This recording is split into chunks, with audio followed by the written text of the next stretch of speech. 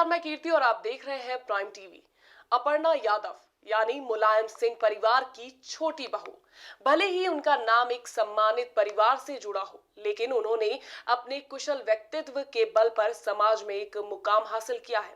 जी हाँ, विशेष रूप से महिलाओं के अधिकारों और सशक्तिकरण के लिए उन्होंने जो काम किया वो वाकई काबिले तारीफ है। साथ ही अपर्णा ने महिलाओं से संबंधित मुद्दों को पुरजोर तरीके से उठाया है। इसी महान शख्सियत से हमारे राजनीतिक विश्लेषक ओपी यादव ने मुलाकात की। तो चलिए दिखाते हैं आपको कि क्या कुछ कहा अपर्णा यादव ने इस खास मुलाकात में।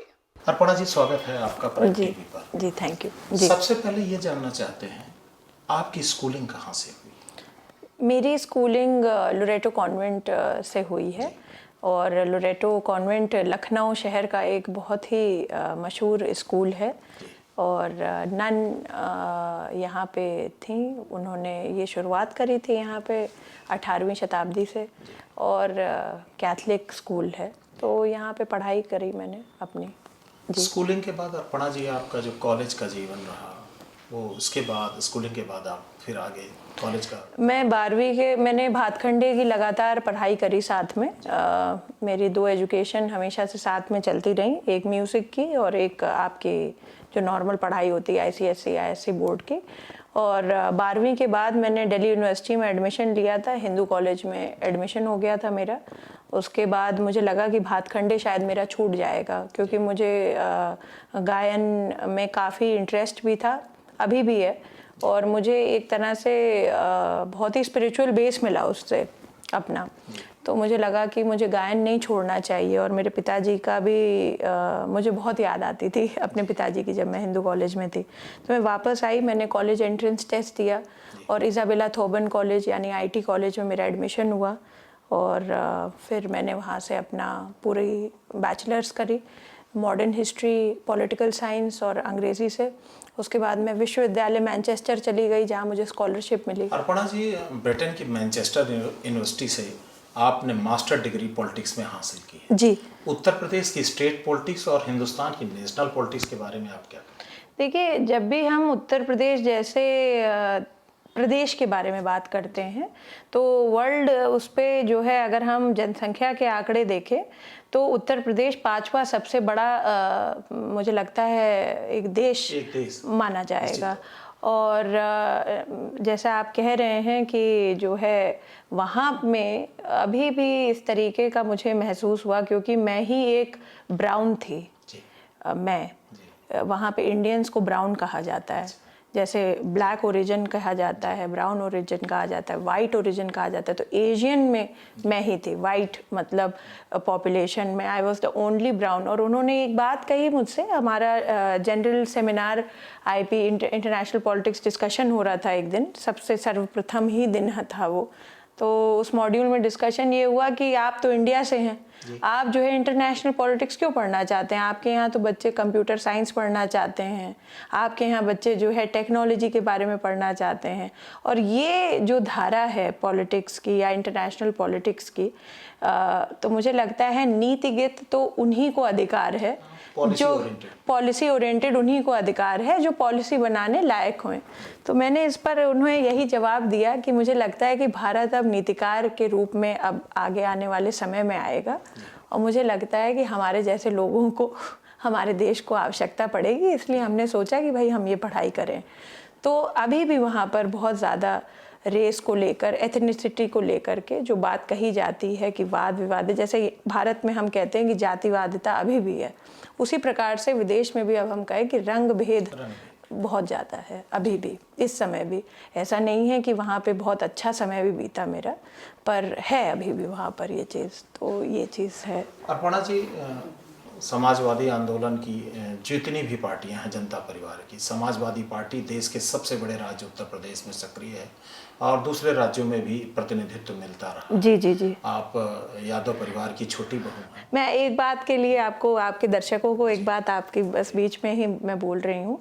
सबसे मज़ेदार बात ये थी कि मैनचेस्टर से पढ़ाई करने का एक विशेष रूप से लगाव ये था कि नेता को मैं बहुत बचपन से देखते आ रही हूँ, आदरणीय नेताजी मेरे ससुर जी, तो मैं हमेशा से बहुत ही ज़्यादा समाजवादी विचारधारा से भी बड़ी प्रभावित हुई। जब भी वो कभी भी मिलते थे किसी भी जगह पे, तो वो हमेशा उनकी आदत थी कि वो बुलाते थे।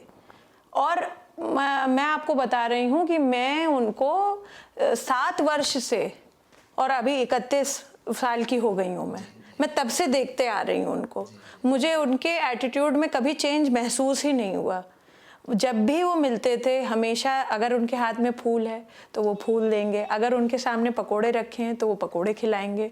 मतलब वो बच्चों से बात जरूर करते थे। और ऐसा नहीं है कि मेरे से ही, जितने बच्चे अगर उस शादी में, ब्याह में, या कहीं कोई उर्स है या कोई किसी भी तरीके का फेस्टिवल ओरिएंटेड समूह इकट्ठा है और नेताजी वहाँ पर हैं, तो बच्चों को जरूर बुला करके उनके साथ फोटो खिंचवाना, और बच्चों से जरूर वो वार्तालाप करते थे। ये उनकी आदत थी। नेताजी का सानिध्य, उनका आशीर्वाद, उनका प्यार आपको मिला जी।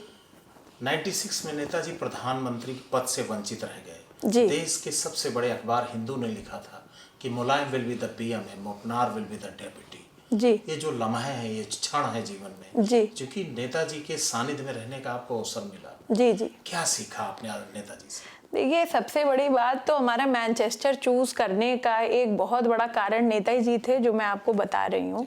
तो वहाँ पे जो मेरा कमरा नंबर था TH0106B, Thorncliffe House, Whitworth Park, 7वां फ्लैट, 6ठा नंबर और B रूम। वहाँ पे मैनचेस्टर में जब पढ़ने जाते हैं आप, तो बिल्कुल आपको जो है कमरा मिल जाता है। बहुत बड़ी बात होती है एक स्नातक, मतलब परस्नातक के लिए, पोस्ट ग्रेजुएट के लिए, परस्नातक के लिए, कि आपका अकेला रूम मिल गया आपको।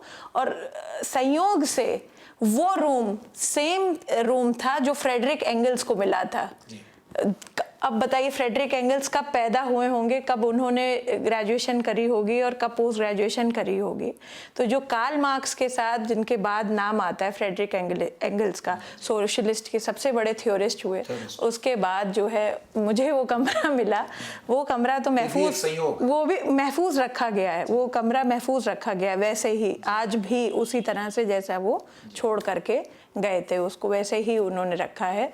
संयोग से मुझे वो कमरा मिला। मैंने अपने पिताजी को ये बात बताई, और संयोग ही मानिए इस चीज़ को कि मेरा रिश्ता इस परिवार में हो चुका था वहाँ से आने के पहले। तो बहुत बड़ा मुझे लगता है कि ये घटनाक्रम जो है ऐसे ही नहीं हो जाता है, कुछ ना कुछ मुझे लगता है ऊपर वाले का कोई रोल सींचा रहता है उसने।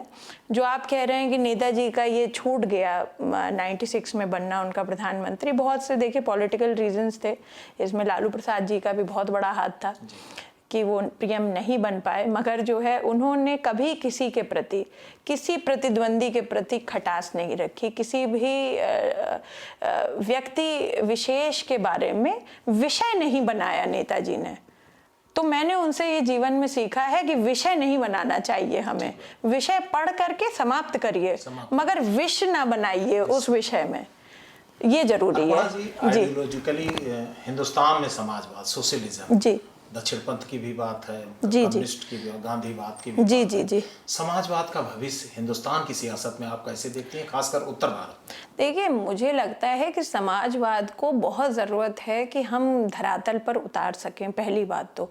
दूसरी बात, मुझे ये लगता है कि जो जन आंदोलन की शुरुआत हमारे फोर फादर्स ने शुरू करी थी समाजवाद को लेकर के, वो कहीं ना कहीं अभी मुझे नहीं लगता है कि ये हो रही है। कहीं ना कहीं इसमें जो है एक गिरावट आई है, और नैतिक गिरावट आई है। तो आपका हर चीज़ अच्छी है, और आप अपने जो आपकी विशेष सोच है एक विचार पंथ को लेकर के, अगर आप उस पर काम नहीं कर पा रहे हैं, तो कहीं ना कहीं ये हम लोगों का फेलियर है। और ये जो है एक बहुत बड़ा विचार करने का विषय है। बार बार मैं इस बारे में कई, जहां आप पहले ऐसे मुझे लगता है कि अच्छे पत्रकार मिले जो कम से कम इस पे बात हो रही है हम लोगों की, तो मुझे बहुत अच्छा लग रहा है कि आपने पूछा ये सवाल।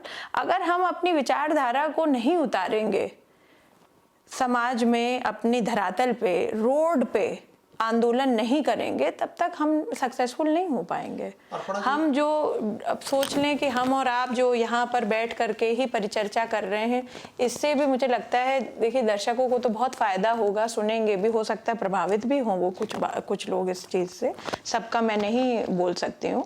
पर ये ज़रूर है कि जब तक हम उतरेंगे नहीं, लोगों की समस्याएं नहीं सुनेंगे, टूरिंग नहीं करेंगे, तब तक हम लोग नहीं समझ पाएंगे कि लोग किस परिस्थिति से गुजर रहे हैं। जी अर्पणा जी, डॉक्टर लोहिया ने कहा है कि सत्ता और समृद्धि के केंद्रों का स्थान परिवर्तन होता रहता है। जी, डॉक्टर लोहिया ने जाति नहीं जमात की बात कही थी। समाजवाद कहीं जाति के इर्द गिर्द उलझता नजर नहीं आ रहा? बहुत ज़्यादा। मैंने पहले ही आपको इस बात पे शुरुआत थोड़ा सा करी कि जातिवाद अभी है और रंग भेद अभी है विश्व में, इसको हम ख़त्म नहीं कर सकते, क्योंकि जब तक लोगों को अवेयरनेस तो एक चीज़ है, मगर जब तक लोगों का मनोचिंतन अंतर्भाव नहीं बदलेगा व्यक्ति के प्रति, किसी भी व्यक्ति के प्रति।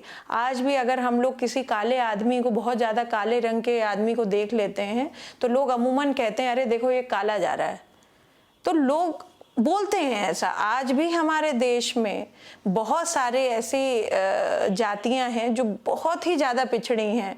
मैं आपको बता रही हूँ कितने सारे ट्राइबल ऐसे हैं जहाँ बच्चों के पास, महिलाओं के पास पहनने के लिए कपड़े नहीं है, आज भी वो तन अपना पत्तों से ढक रहे हैं। और ये हकीकत है 21वीं भारत में, जहाँ हम लोग जो है सुपर जेट और जहाँ सुपर रेल की बात कर रहे हैं, और जहाँ हम लोग ये बात कर रहे हैं कि जो है कई चीज़ें हैं इसमें, कई एक्ट आ गए, कितना हम लोग महिला एमेंसिपेशन के बारे में बात कर रहे हैं, वहाँ हमारे आज भी ऐसे ट्राइब्स हैं जो खाना नहीं खा पा रहे हैं, एक वक्त रोटी नहीं मिल पा रही है उनको। तो ये हमें सोचने का विषय है, सरकारों को सोचने का विषय है, वो केंद्र की सरकार हो, वो चाहे प्रदेश की सरकार हो। अर्पणा जी, 2011 में आपकी शादी हुई। उस शादी में अमिताभ बच्चन से लेकर अनिल अंबानी तक जाने माने हिंदुस्तान के सेलिब्रिटी आए। लखनऊ की चर्चित शादियों में आपकी शादी शुमार होती है। इस मनोवृत्ति को आप कैसे देखते हैं? देखिए, मैं बहुत छोटी थी उस समय, 21 वर्ष की थी, और मैं अपना परास्नातक करके वापस आई थी 2 साल बाद भारत। तो मेरे काफ़ी मित्र भी थे, और सबसे पहले मुझे लगता है कि मेरी बड़ी भयावह सी परिस्थिति थी, क्योंकि एक दुल्हन जब आती है तो पहली बात तो बहुत बड़ा एक जीवन में किसी भी नारी, किसी भी स्त्री के, किसी भी बहन के बहुत बड़ा एक मोड़ होता है कि शादी हो जाना। मतलब शादी एक बहुत बड़ा इंस्टीट्यूशन भी है, फैसला भी है, और ज़िंदगी का एक बहुत बड़ा मोड़ है। तो मुझे लगता है कि जब मैं पहली बार स्टेज पे चढ़ी तो बहुत ज़बरदस्त तरीके से ढोल और नगाड़े बज रहे थे। मुझे बहुत अच्छी तरह से याद है कि ज़बरदस्त, कोई क्लिपिंग भी निकालेगा अगर पुरानी तो बड़ी ज़बरदस्त जो है नगाड़े बज रहे थे। अच्छा, वहाँ पे कोई मिलता जुलता चेहरा नहीं दिखाई दे रहा था। मेरा भाई जो है पीछे छूट गया था क्योंकि वो चुन्नी पकड़ा हुआ था, और वहाँ मुझे सिर्फ जो है, मैंने बहुत ज़्यादा, हमारे यहाँ पल्ले का बड़ा रिवाज है, जब दुल्हन आती है तो पल्ला था मेरा, तो उसके मुझे दिख नहीं रहा था कुछ, लिटरली कुछ नहीं दिख रहा था। मैं बहुत धीरे कदमों से, मेरा लहंगा करीबन 35-40 किलो का था तो मैं बड़ी मुश्किल से चल करके, बड़ी एक दुल्हन की तरह ही चल करके, जैसे कहा जाता है, सहमी हुई दुल्हन की तरह चल के मैं जा रही थी। मुझे बस इतना ही दिखा कि नीचे मुझे चरण दिखे, नेताजी के जूते और उनकी धोती। जब मैं नीचे ही नजर थी, उन्होंने कहा क्या कर रही हो, क्या कर रही हो आते ही के साथ उन्होंने कहा, उन्होंने मेरा हाथ पकड़ा, उन्होंने कहा चलो चलो इनके पैर छुओ, इनके पैर छुओ, इनके पैर छुओ, इनके पैर छुओ। यानी अमिताभ बच्चन जी के पैर छुओ, अनिल अंबानी जी के, और भी जो वरिष्ठ लोग थे वहाँ पे, संजय डालमिया जी भी थे, काफ़ी बड़े बड़े लोग आए हुए थे, सभी के उन्होंने कहा पैर छुओ। अच्छा, फॉर अ गर्ल, जो एक लड़की पढ़ाई करके आई है कहीं, जो है इतना, और फिर दुल्हन बनने वाली है, आप अपने समझते हैं शायद आपको पहले आपकी सास मिले या जेठानी मिले स्टेज पे या कोई भी, हमें तो ससुर जी मिल गए तो बड़ा सौभाग्यशाली बात है ये।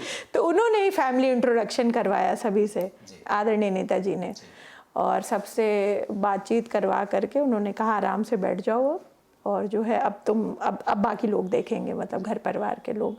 तो ये है नेताजी का एटीट्यूड। जी, आपके जीवन में आपके जो बहुत बड़ा पॉइंट था ये मेरे जीवन का सबसे बड़ा। मुझे लगता है कि मुझे नहीं लगता कि शायद ही किसी के ससुर जी ने पहली बार निश्चित किसी तौर पर बहू को ग्रीट किया होगा, वो भी स्टेज में चढ़ने के साथ ही। मतलब आते ही के साथ उन्होंने ये कहा कि इनके पैर छुओ, इनके पैर छुओ, इनके पैर छुओ। तुम समझ नहीं रही हो ये अमिताभ बच्चन जी है, तुम समझ नहीं रही हो ये अनिल अंबानी जी है। अच्छा, मैं देख नहीं पा रही थी, मैं तो जो वो कह रहे थे बस वही करते जा रही थी। अर्पणा जी, आपके जी। पति प्रतीक यादव जी, आपके जीवन में कैसे आए? प्रतीक जी जो हैं मेरे जीवन में, उनको आना ही था तो आ गए इसलिए पहली बात। पर ये है कि मेरी मदर इन लॉ का जन्मदिन था और उस दिन हम लोग मिले, फिर हमारी अच्छी दोस्ती हो गई। फिर हम लोग, क्योंकि स्कूल में वो मुझसे 2 साल सीनियर हैं, तो उस समय अभी तो कोरोना चल रहा है, वैसे भी स्कूल्स में अन्यथा कॉम्पिटिशन्स बहुत होते रहते हैं, गाने के और नृत्य के और इस तरीके के कॉम्पिटिशन्स होते रहते हैं। इंटर हाउस स्कूल कॉम्पिटिशन्स होते हैं। CMS में पढ़ाई कर रहे थे, लमार्टनियर प्रतीक जी ने छोड़ दिया था, तो CMS में पढ़ाई कर रहे थे, तो वो एक वैसे भी मुलाकात होती रही हमारी। पर मैं जानती नहीं थी कि ये मतलब नेताजी के सुपुत्र हैं। तो हमें 2 साल बाद, लगभग 1.5-2 साल बाद पता चला कि he is the son of आदरणीय नेताजी। बाद में फिर हमारी दोस्ती तो थी ही, तो उसके बाद फिर ये डेवलप हो गया और फिर हमारी शादी हो गई माता पिता के आशीर्वाद से। जी अर्पणा जी, आपका जी। सामाजिक जीवन के साथ राजनीतिक जीवन भी है। जी प्रतीक यादव जी सियासत में नहीं है, जी। सामाजिक जीवन में और राजनीतिक जीवन में आपके साथ कैसे खड़े नजर आते हैं? देखिए, बहुत ज़रूरी होता है कि कोई भी पत्नी अपने पति से ही सपोर्ट डिराइव करती है। जैसे मुझे लगता है कि आपकी शरीर में मेरुदंड होता है, उसी प्रकार से आपके जीवन में पति का वही स्थान होता है। बिना स्पाइन के तो स्पाइनलेस हो जाएगा ना आदमी। तो बहुत बड़ा सपोर्ट है, हर समय इनकरेज करते हैं, बहुत फॉरवर्ड लुकिंग है। और वो कहते हैं कि जो तुम्हारे मन में आ रहा है, जिसका तुम्हें मतलब मन से गवाही मिल रही हो, यानी मन जिसमें साथ दे रहा हो, वही काम आप करो। तो उन्होंने कभी किसी बात के लिए मुझे रोक टोक नहीं करी। और उसके साथ मुझे लगता है कि जब आदमी किसी प्रकार की रोक टोक नहीं करता है, तो आपको नैतिक जिम्मेदारी भी होती है कि आप सही चीज़ करें। तो बहुत बड़ा रोल है इस तरह से। अर्पणा जी, ऐसी कौन सी चीज़ है प्रतीक यादव जी की जो आप जब तक धरती पर रहेंगे नहीं भूल पाए? मुझे लगता है सबसे पहला तो वो सरल बहुत है व्यक्ति, और बहुत ही भोले, जैसे भोले शंकर का स्वरूप मानती हूँ मैं तो अपने पति को, कि मुझे लगता है कि बहुत ही ज़्यादा भोले हैं। मतलब पल में उनको अगर गुस्सा आए तो बहुत ज़्यादा गुस्सा है, और जब पल में उनको जब प्यार आए तो वो भी बहुत ज़्यादा है। तो बड़े और बहुत दयालु प्रकृति के हैं, क्योंकि पशु प्रेमी बहुत हैं। तो जो है उनका एक अमूमन है नेचर कि सबकी मदद बहुत करते हैं। काफ़ी बार मुझे ये लगता है कि अरे कोई कुत्ता अगर कष्ट में है, या कोई भी जानवर रोड पे है, गाय भी है, कुछ भी है, तो रुक जाएंगे, ये चिंता नहीं करेंगे कि कोई उनका सिक्योरिटी का इशू है, या कोई चीज़, कोई गाड़ी मतलब ठोकर ना मार दे, कुछ भी कर दे, मगर क्या उस बीमारी हो उस जानवर को, मगर उठा लेंगे उसे, गाय के लिए फिर डाला बुलवा देंगे। तो मतलब इस तरह से ये देखिए, ये बहुत कम लोग करते हैं। भारत में तो मैंने नहीं देखा कि बहुत ज़्यादा लोग करते हों। अब ये ट्रेंड चल रहा है, ये एक अलग बात है। कई लोग मुझे लगता है कि करते भी होंगे, पर ऐसा मैंने पर्सनली अपने जीवन में बहुत कम लोगों को करते हुए देखा है। अर्पणा जी, आपके बारे में कहा जाता है कि बहुत ही आध्यात्मिक प्रवृत्ति की हैं। सनातन के बारे में क्या कहें? सनातन धर्म मुझे लगता है कि बहुत बड़ी एक फिलॉसफी है। ये एक धर्म के रूप में ना देखें, और फिलॉसफी जहाँ पर होती है तो उससे कई रिलीजन ब्रांच आउट होते हैं। और हमारे सनातन में ये नहीं कहा गया है कि आप टीका लगाने से ही सनातनी हैं, आप घंटी बजाने से ही सनातनी हैं। हमारे हर कंकड़ में कहा गया है शंकर का वास है। इस सोफे में भी हम अपने शंकर को पूज सकते हैं, ऐसा सनातन धर्म है। तो सनातन धर्म तो एक वटवृक्ष की तरह है मुझे लगता है। और मुझे लगता है कि देव उपासना से जो है आप अपनी जो मेंटल हेल्थ है उसको आप बैलेंस कर सकते हैं। और मेंटल हेल्थ बैलेंस हो गई तो सब कुछ बैलेंस हो जाएगा लाइफ में। निश्चित तौर जी, क्योंकि परेशानियां तो देखिए आती रहेंगी, मगर उसमें जीवन में निपटने के लिए हमें जो है, आप बताइए कोरोना काल में सबसे ज़्यादा यही कहा जा रहा है कि योग करिए, प्राणायाम करिए और जो है मेडिटेशन करिए। तो मेडिटेशन इन्हीं सब चीज़ों से तो होगा। अर्पणा जी, आपका सियासी जीवन है। जी जी आपके परिवार की चाहे पार्लियामेंट सेगमेंट की सीटें रही हो, जी जी आजमगढ़ रही हो, संभल रही हो, मैनपुरी रही हो, बदायूं रही हो, असेंबली की सेगमेंट जहां नेताजी तिल्हार से चुनाव जीते, सिकोहाबाद से जीते, भिठौली कला से जीते, सहसवान से जीते, गुन्नौर से जीते। आप 2017 का विधानसभा अपने राजनीतिक जीवन का पहली बार लड़ी। जो परंपरागत ट्रेडिशनल सीटें हैं यादव परिवार की, उस सीट से चुनाव ना लड़ने का क्या कारण? देखिए, पहली बात तो मेरा चुनाव लड़ने का कोई वो नहीं था, पर ये था कि उस समय हमारी जो माताजी थी और नेताजी में कोई बात पे डिस्कशन हुआ। उसके बाद जो हमारे प्रोफेसर साहब हैं राम गोपाल जी, उनसे बात हुई तो उन्होंने कहा कि अभी जितनी भी सीटें समाजवादी पार्टी डिक्लेयर करेगा वो वाली सीट्स हैं जो हारी हुई हैं सारी पहले से, तो उस पर हमें बड़े स्ट्रॉन्ग कैंडिडेट्स चाहिए और समाजवादी पार्टी चाहती है कि उस पर अपना झंडा बुलंद करे। तो उस समय अगर आप आंकड़े उठाइए तो सारी जितनी भी हारी हुई सीटें थी उन पे जो है डिक्लेरेशन हो रही थी।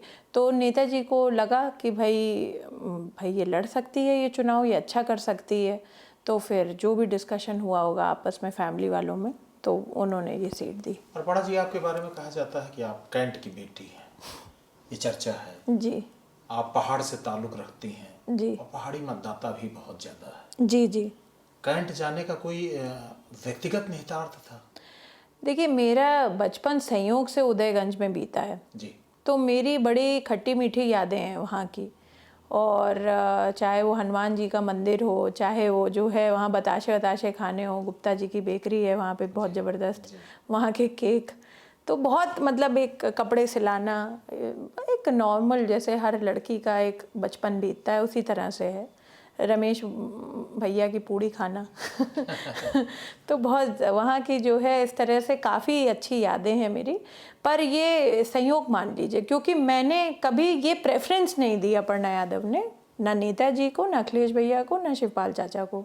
कभी मैंने ये नहीं बोला कि मुझे जो है ये सीट से लड़ना है, बल्कि मैंने तो ये बोला कि भैया इतनी ऐसी सीट क्यों दे दी आप लोगों ने जो मतलब इतना जद्दोजहद वाली है, देख लीजिए अगर लड़वाना भी है तो ठीक है, नहीं भी लड़वाना है तो आप लोग बता दीजिए। तो फिर उन्होंने कहा कि नहीं, जिसमें कोई चैलेंज ना हो तो उसमें भाई कैसे अपर्णा जाएगी, तो चैलेंज फेस करने के लिए अपर्णा, हमारे पिताजी ने ही नाम रख दिया अपर्णा। भाई 1000 वर्ष बाद अपर्णा जो है शिव को प्राप्त करा, तो हो सकता है भाई हम भी कहीं तपस्या ही चल रही है हमारी। अर्पणा जी, 2017 में डॉक्टर रीता बहुगुणा जोशी से आपका चुनाव, जी जी उनका भी ताल्लुक पहाड़ से रहा। जी जी जी निश्चित तौर पर पहाड़ के जो मतदाता हैं जी आगे जा, चूंकि अभी भी आप कैंट में एक्टिव हैं, सोशल एक्टिविस्ट के तौर पर, पॉलिटिकली भी एक्टिव हैं। जी जी कैंट में कैसे वर्कआउट कर रही हैं? अभी क्या मूवमेंट है आपकी? कोरोना काल में कैसे आपकी मूवमेंट? देखिए, हमने तो जो कोरोना में हम जो है खाना खिलाने का हमने काम किया और सूखा ड्राई अनाज भी बांटने का हमने काम किया। तो जहाँ पे लोगों को ज़रूरत थी, जो बस्तियाँ हैं बेसिकली हमारी, जो अति गरीब वर्ग है, उनको हमने कोशिश करी कि हम जो है वहाँ पे हेल्प पहुँचवा सकें। अच्छा, सैनिटाइजेशन है, मच्छरों अभी क्योंकि डेंगू का भी सीज़न चल गया है, छिड़काव है। अमूमन मेरी बात होती रहती है नगर निगम के लोगों से कि वहाँ पे या कहीं से भी कॉल आता है तो जो है मैं अपने जितने भी टीम के लोग हैं उनको बोलती हूँ कि भाई वहाँ पे आप सैनिटाइजेशन करवा दीजिए या इस तरह से जो भी छिड़काव करवा दीजिए। तो ये काम इसी तरह से, अगर जो भी कहीं भी किसी प्रकार का व्रत है, तीज है, त्योहार है, कोई भी छोटा सा भी समूह है, उसको एड्रेसल करना हो या वहाँ उनके किसी भी चीज़ में जाना हो तो मैं जाती हूँ। दुख में सुख में देखिए अपने लोगों के साथ साथ में रहने से ही फ़ायदा होता है किसी को भी। और आदमी जब हम उनके दुख में जाएंगे तो वो हमारे दुख में साथ देंगे हमारा। तो इसी तरह से मुझे लगता है परिवार की तरह एक ट्रीट करें अपने कॉन्स्टिट्यूएंसी को, तो मुझे लगता है कि बहुत अच्छा रहता है। बाकी जो है मैंने वहाँ काफ़ी काम कराया है। 250 करोड़ रुपए की तो मैंने तब रोड बनवा दी जब मैं एमएलए भी नहीं थी वहाँ से। तो जो है काफ़ी काम करवाए मैंने। 2022 को लेकर के क्या कार्य योजना है, कहाँ से चुनाव लड़ने जा रहे हैं, कैंट लड़ेंगी या कहीं देखिए, 2022 की जो बात है वो आदरणीय नेताजी तय करेंगे कि कहाँ से चुनाव लड़ेंगे। और अभी इस समय कहना बड़ा वो है कि मतलब अभी इस समय ये घोषणा कर दें कि भाई हम चुनाव लड़ रहे हैं या ये कर रहे हैं या वो कर रहे हैं, क्योंकि अभी इस पीरियड में तो कुछ भी मतलब बहुत ज़्यादा परिपक्वता से नहीं हो रहा है, ना संगठनों की मीटिंग हो रही है, ना उस तरह से जन सैलाब आ रहा है। बिहार एक अलग मुद्दा था, वहाँ तो बहुत ही ज़बरदस्त भाई मैंने देखा, वहाँ लोग बिना मास्क के घूम रहे थे, तो बड़े शेरदिल लोग हैं। पर जो है अभी थोड़ा अवॉइड ही किया जाए जब तक वैक्सीन नहीं आ जाती है। अर्पणा जी, कैंट में बीच में बाय इलेक्शन हुआ, जी जी, समाजवादी पार्टी की आप कैंडिडेट रही, उस बारे में मुझसे ना मेरी कोई परिचर्चा हुई, ना मेरा मन था, और ना ही मुझसे किसी तरीके का वार्ता हुआ समाजवादी पार्टी के मतलब लोगों से। मुझे उस बात पे टिप्पणी भी नहीं करनी, और मुझे नहीं लगता है कि वो इलेक्शन मेरे लिए बहुत फ्रूटफुल रहता है। जी जी जी।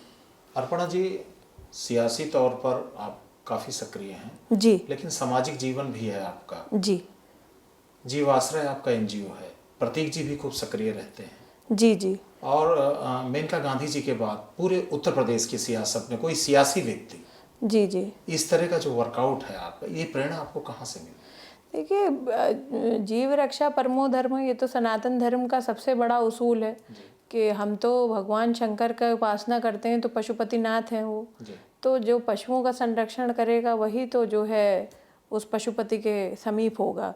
तो मुझे लगता है कि जीवों का रक्षण करना बहुत ज़रूरी है, एक फूड चेन, फूड साइकिल बनाए रखना बहुत ज़रूरी है। पर्यावरण के लिए ये जीव बहुत जो है एनवायरनमेंट के लिए बहुत ज़रूरी है। तो मुझे लगता है कि इनको बचाना बहुत ज़रूरी है। हमें सबसे बड़ी बात ये देखनी होगी कि हम जो है लेदर का कंजम्पशन कैसे कम करें, क्योंकि लेदर बहुत ख़तरनाक है। लेदर से ही बायोमास हो गया, आपकी जो ग्लेशियर मेल्टिंग हो रही है और भी कार्बन एमिशंस जितने हो रहे हैं, लेदर की फैक्ट्रीज उसमें बहुत बड़ा सहयोग करती हैं।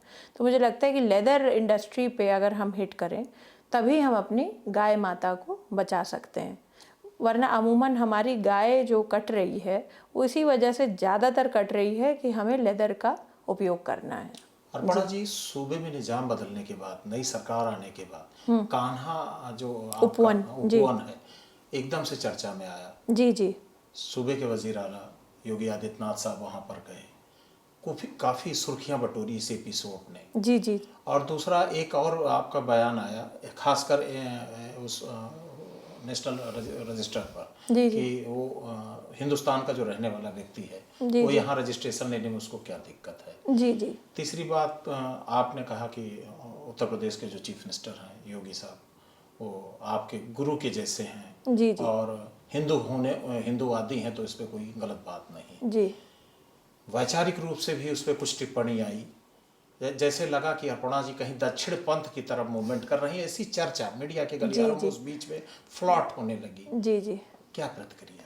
मेरी प्रतिक्रिया यही है कि आदरणीय मुख्यमंत्री जी को हमने एक प्रपोजल दिया कि भाई यहाँ पे एक कान्हा उपवन है, गवर्नमेंट रन है ये, पर इसमें सहभागिता हमेशा एक एनजीओ की रहती है।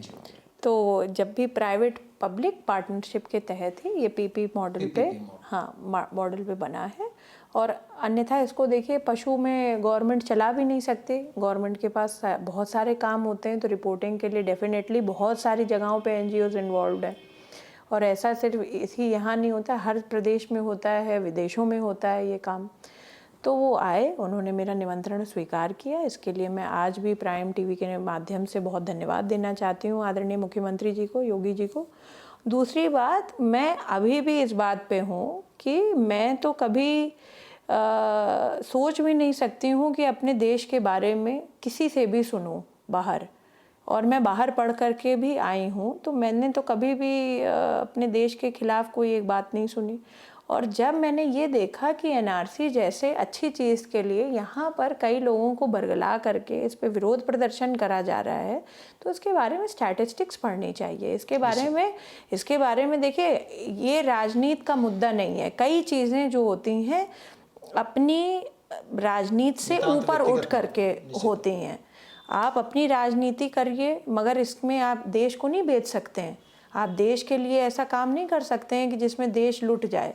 तो हमें ये चाहिए कि हमारे यहाँ हिंदू, मुस्लिम, जितने भी सिख, ईसाई जितने भी हैं, हम लोग सेक्युलर कंट्री हैं। पर एनआरसी कभी नहीं कहता, धर्म के आधार पर तो एनआरसी नहीं कह रहा है ना कि आप जो मुसलमान है तो आप जो है वो नहीं है। वो तो ये कह रहे हैं कि सिर्फ आप अपने जो एंक्रोचमेंट हो रहा है, जो इन्फ्रिंजमेंट हो रहा है हमारे बॉर्डर्स पे, उसको रोकने के लिए कब तक हमारे बच्चे मरते रहेंगे, कब तक हमारे देश के लड़के मरते रहेंगे फोर्सेस बाहर। और क्यों मरते हैं? क्योंकि आतंकवाद यहीं से घुसपैठिए बन करके आते हैं। अपने लोगों के बीच में ही हमारे जो है वो कैसे कह लीजिए कि सामाजिक नासूर पैदा करने वाले लोग बैठे हुए हैं।